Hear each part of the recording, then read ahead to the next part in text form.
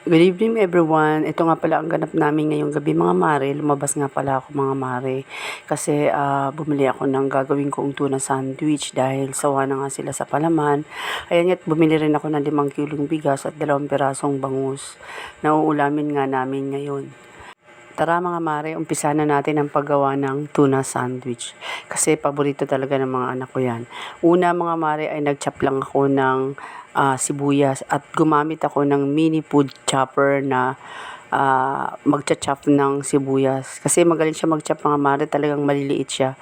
Ayan siya mga mare, hila-hilahin mo lang siya.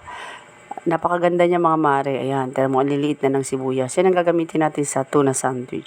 At ang mini food chopper na ito mga mare ay talagang napakamura lang talaga mare. Ayun siya mga mare, gumawa na nga ako ng tuna sandwich. Nilagyan ko lang yan ng mayonnaise, sibuyas na dinurog ko at syempre yung tuna. Ang tuna mga mare, ilagay nyo na rin pati ang sabaw para malasa siya. Ayan, halu-haluin lang natin yan mga mare.